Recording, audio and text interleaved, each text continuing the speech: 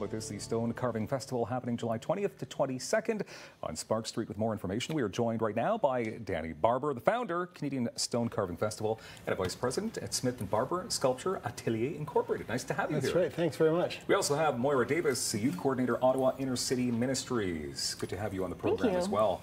Can I ask you, Danny, about Smith & Barber? Yeah, we're a boutique-style carving studio, focused on architectural restoration and custom stonework.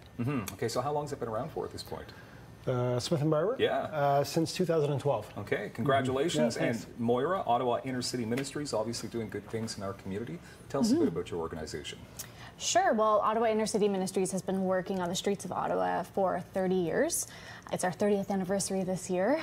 We basically build relationships with people on the streets and do a lot of outreach, giving out sandwiches, bottles of water, that sort of thing. We also have an arts program called Inner City Arts for homeless youth. Pretty important organization.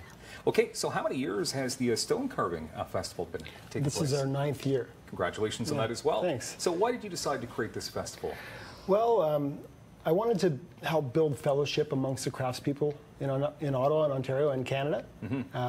Build public awareness of what it is we do, carving by hand in stone, and also to raise money for charity. Okay, and that's where your comes into place. Yeah, we're really lucky to be chosen. Yes, because there's going to be a lot of good people. Craft fellowship, help out charities.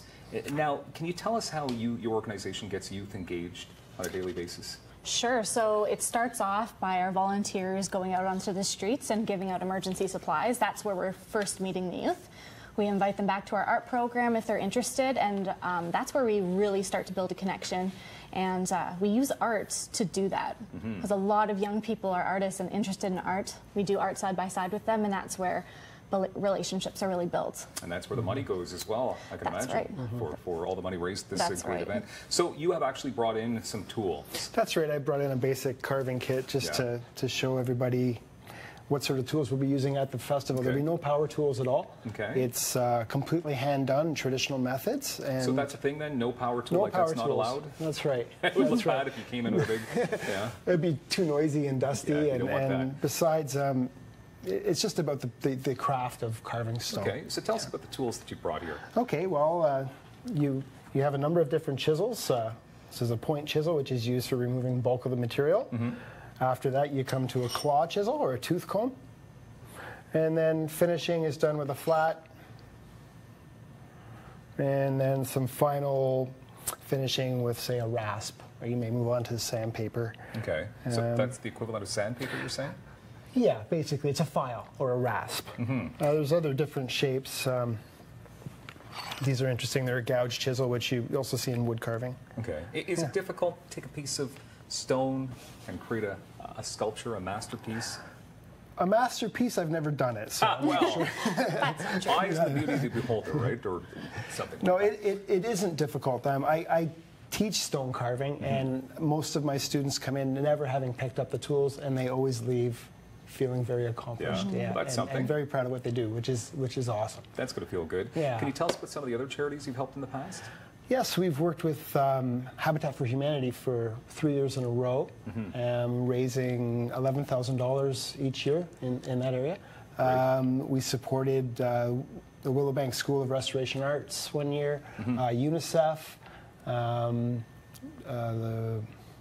lots of good people. Yeah, Winchester Downtown Revitalization Committee. We first paired up with them to help greening of a park. Well, that's great, because Winchester's looking great these days. They are, That was you. That was me, I made the fountain. Okay, lovely. So how does it work then? How does this festival work exactly? Well, I gather together as many carvers as I can find, and then we give everybody a raw block of stone. This year the size is 12 inches by 12 inches by 8 inches, so it weighs 100 pounds. Wow. And on Friday afternoon at 12 o'clock, everyone starts carving. And they just go crazy. They bring models. We have a theme this year. It's all creatures big and small, real or imagined. Okay. And they just start carving. Saturday's a big day. A lot of material comes off. Sunday morning we carve again. And then at 2 o'clock on Sunday, we have the auction. So we start with a silent auction type scenario where everybody puts down a silent auction bid. And then we use that as the starting point for the live auction.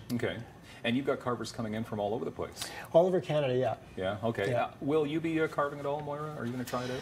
Well, there is a kind of try-it station where kids can come and give it a try, and I normally give it a try at the kids station too. Yeah, the kids station. That's where I think I fit in well. Yeah, everybody gets to try it. Yeah. Kicking off on the 20th, going till the 22nd, so you've got 3 days of fun. 190 Spark Street is where it's all taking place. Are you still looking for people to join up and be on board, obviously? To carve, yes. Yeah. Right till the last minute. We'll take as many as we can get. Right until the last minute. Ottawa Intercity Ministries.ca. Good place to go to find out more about your organization. And of course, for everything Canadian Stone Carving Festival related, CanadianStoneCarvingFestival.com. That's right. There it is. Thank you very much, Danny and Moira, for being here today. Thank you for your support. And thank you to you for, I didn't have to try that out. It would have been horrific.